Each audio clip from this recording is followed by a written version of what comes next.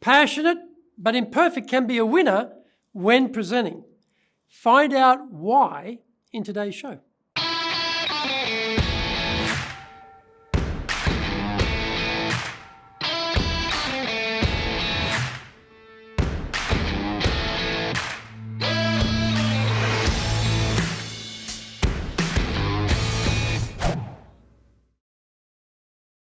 Welcome back to Year 7 of the Cutting Edge Japan Business Show, which we release every Monday. I'm your host, Dr. Greg Story, Dale Carnegie Award-winning franchise owner, master trainer, president of Dale Carnegie Tokyo Training, and 3-time best-selling author. We are bringing the show to you from our high-performance center in Akasaka in Minato-ku, the business center of Tokyo. Why the cutting edge? We are here to win in business in Japan. Let's all be at the forefront, at the cutting edge of how to flourish here in this market. This is episode number 349, Success Speaking Formula. それでは行きましょう. So let's get going. I was invited to an English speech contest for middle school students. The students must have homegrown skills and are not eligible to compete if they have spent more than 6 months abroad in an English-speaking environment. This was a pretty grand affair. The organization running it is run by students at university who took part in the contest themselves when they were in middle school. Many of the graduates become business patrons and supporters as they work their way up in their business careers. It is a perfect Japanese storm. Japan loves uniforms, and the organizing body had that covered. And Japan loves formality, and there was plenty of that on display too. There were some significant lessons on offer for presenters as well. One of the sponsoring countries had their ambassador there to present a prize and give a speech, extolling the virtues of his country and its educational opportunities for these keen students of English is a natural fit. What wasn't so natural was he had to read his speech. I've been a diplomat, yet I see this time and time again. Ambassadors who are poor public speakers. Anyone in that position for that type of occasion who has to read his speech qualifies as a poor public speaker in my book.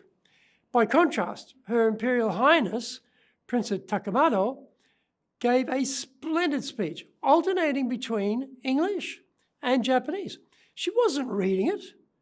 The content was relevant and interesting.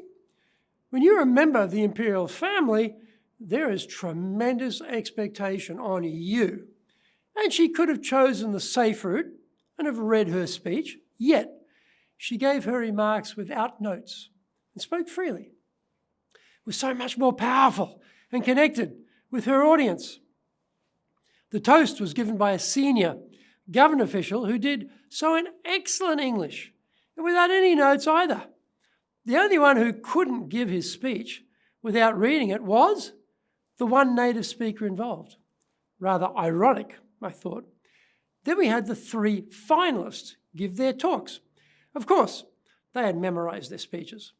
As middle school students living in Japan, it would be unlikely they'd be able to do anything less.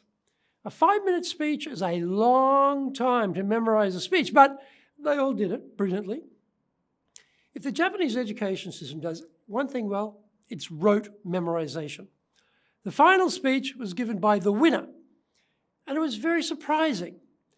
Also surprisingly, the 3 finalists were all boys, where normally this is an area of education where girls usually do better. The English pronunciation of the finalists was certainly not as good as the 2nd and 3rd place winners. You would think that would disqualify him from winning, but it didn't for a number of very important reasons. When he started speaking, I was thinking that his pronunciation wasn't so good. So how did he manage to win? What followed was a winning combination of factors. We can learn a lot from a 15-year-old middle school student from the backlocks of Wakayama Prefecture. Find out more when we come back from the break. If you want to become a fully competent and confident presenter, then do the High Impact Presentations course. We are all being judged when we speak, be it in the internal team meeting or in a public environment, be it the big bosses, clients, or an industry audience. Everyone is evaluating us. Don't blow it. Get the best training on the planet.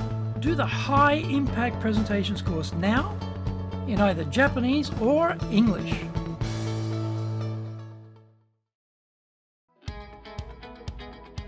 Speaking in public means our personal and professional brands are on show. Let's make it a total success. Japan Presentations Mastery is the Bible for presenting in Japan. This is the most comprehensive collection of experience and insight on presenting that you will ever need. Don't work it out by trial and error. Buy Japan Presentations Mastery and learn how to be confident, clear, and persuasive. Buy Japan Presentations Mastery now.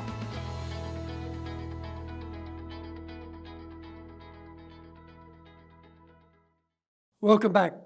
His theme was about him trying to improve his poor pronunciation, which was congruent with who he was.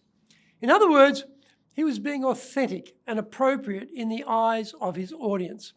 And so he could connect with them.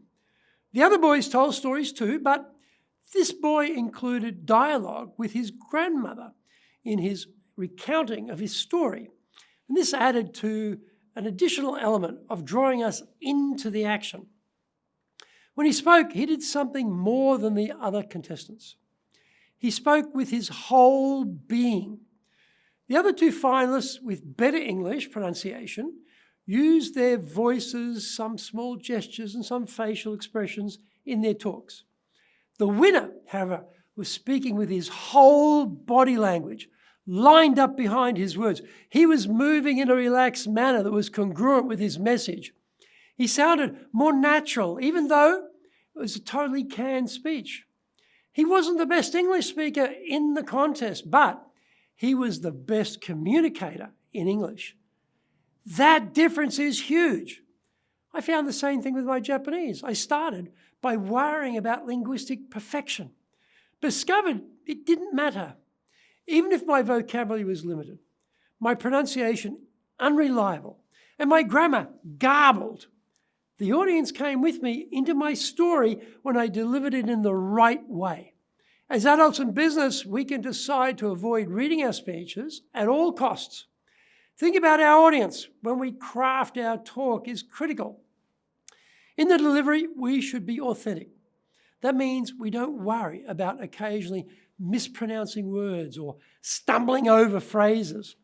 We are focused in our delivery on bringing our total body language, our passion to the subject. We don't get hung up on perfection because we are focused on communication. If we do that, then we will be successful in getting our messages across. I hope you enjoyed today's show, and so please subscribe on YouTube. Share it with your family, friends, and colleagues. Become a regular. Hit the little bell icon to receive update notifications. Our website details are on screen now, www.dale-carnegie.cojp. It's packed with value, so certainly check it out.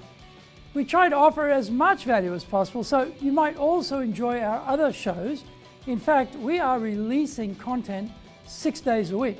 For podcasts, Mondays for the Cutting Edge Japan Business Show, Tuesday for the Presentations Japan series, and every second Tuesday for the Business Tatsujin no Oshie Show, Wednesdays for the Sales Japan series, Thursdays for the Leadership Japan series, and every second Thursday for the Business Pro Podcast Show, Fridays for the Japan Business Mastery Show, and Saturdays for Japan's top business interviews.